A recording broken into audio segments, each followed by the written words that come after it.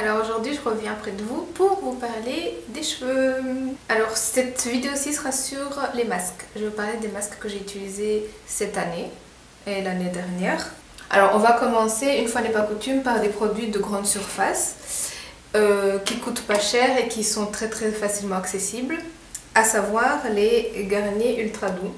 Alors je sais que je vous ai déjà dit que j'essayais d'utiliser des produits sans trop de silicone, sans pétrolatum, ouais, voilà, donc des huiles minérales, plutôt des composants plutôt naturels et qui ne sont pas agressifs pour le cuir chevelu ni pour les cheveux, qui ne vont pas obstruer ni les pores ni les cuticules, etc. Ça, ces produits-ci, ce n'est pas le cas, hein, mais j'avais aussi envie d'essayer, en tout cas, voilà, parce que j'aimerais aussi voir si on n'est tout simplement pas à un endroit où il y a des produits spéciaux cheveux crépus, eh bien, est-ce qu'on peut se dépanner, est-ce qu'on peut trouver quelque chose facilement, etc. Et aussi pour voir vraiment l'effet sur mes cheveux, est-ce que ça va vraiment les rendre au fur et à mesure extrêmement secs, etc. Ce que j'ai fait, c'est que j'ai utilisé ces deux-là. Alors celui-ci il est déjà vide et c'est le masque réparateur intense, cheveux très abîmés. Et c'est à l'huile de ricin et sève d'érable. Alors le montant d'huile de ricin et de sève d'érable qu'il y a là-dedans, je ne sais pas. Je vois qu'il y a aussi de l'huile de coco. Il y a du phénoxyéthanol. Enfin, c'est pas bien. C'est pas bien du tout, comme il y a du parfum. Il y a plein de choses pas bonnes. Mais ça fonctionne. Ça fonctionne. Alors quand on rince, on sent bien qu'il y a des silicones parce que sur mes cheveux, je le sens moins. Mais sur les cheveux de ma fille, par exemple, je sens ça reste fort glissant. Il faut rincer longtemps pour que cette sensation de glissant s'en aille. Et même sur le dos, ça reste. Donc ça, je pense que c'est vraiment les silicones. Mais quoi qu'il en soit, moi, ça m'aide à démêler mes cheveux.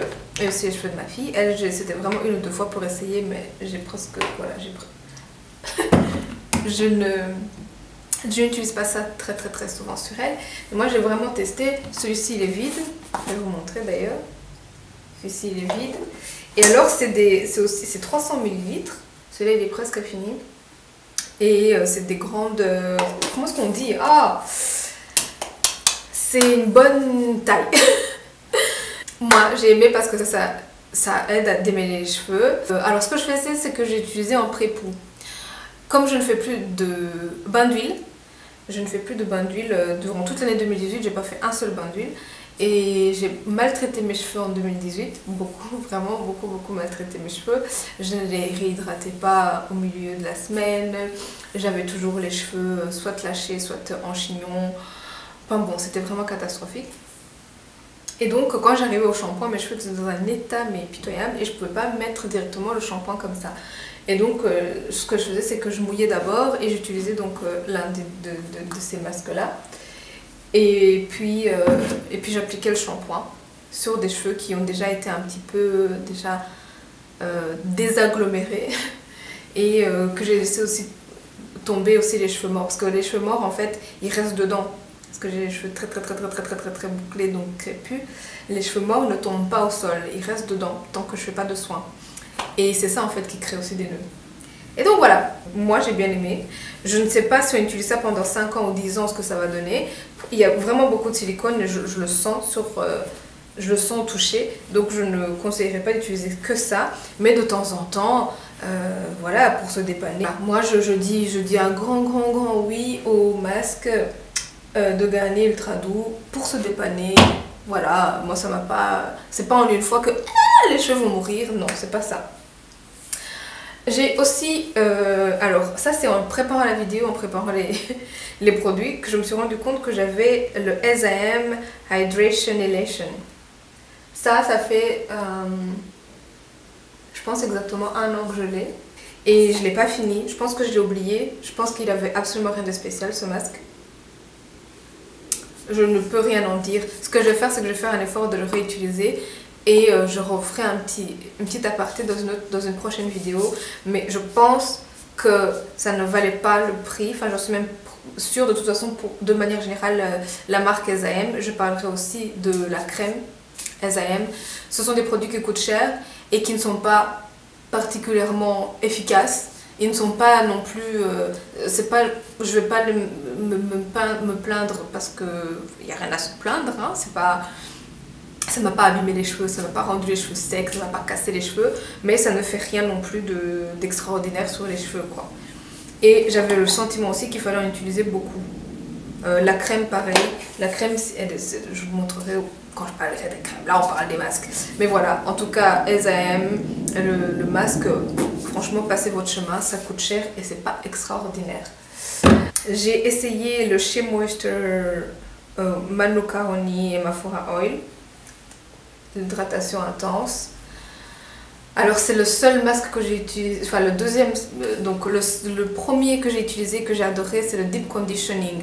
Donc c'est le jaune, c'est le Shea Butter, donc de la gamme jaune. Celui-là il est super, je l'aime beaucoup. Ça fait longtemps d'ailleurs que je ne l'ai pas utilisé, il faudrait que je le rachète. Et donc celui-ci, c'est le deuxième de chez Moisture que j'ai utilisé. Et c'est celui donc au miel, je sais pas quoi, Baobab Oil. African, je ne sais pas quoi, blablabla. Et alors j'ai remarqué aussi que la composition n'était pas aussi clean que dans le jaune. Et la composition est bien sûr meilleure que chez Garnier par exemple. Hein, avec celle-là. Alors SAM, la composition... Où est-ce que vous êtes les ingrédients? Où est du... La composition est meilleure que chez Garnier. Ouais. SAM, ça va la composition. Voilà, donc celui-ci... Oui, il m'aidait, je crois, il est fini depuis très longtemps. Mais voilà quoi, c'est pas extraordinaire. Si je dois en acheter un de chez Moisture, j'achèterai le jaune.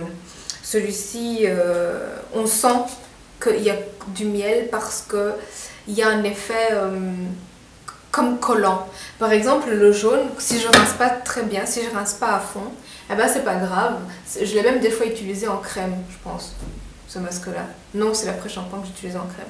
Mais en tout cas, si je rince pas bien, qu'il y a un endroit qui n'est pas bien rincé, eh ben c'est pas grave, ça fait comme si c'était une crème. Enfin, on sent que le cheveu accepte, quoi. Celui-ci, non.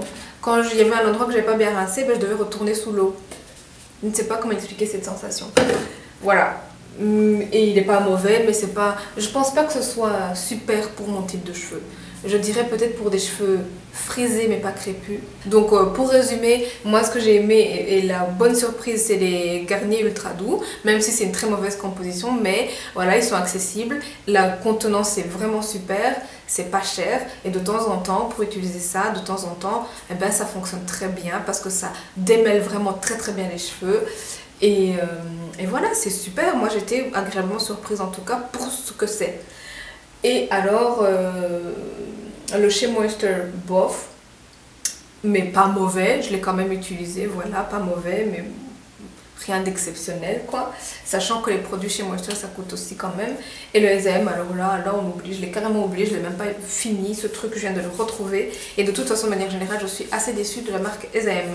Voilà, comme ça vous savez tout, et je vais filmer pour les crèmes.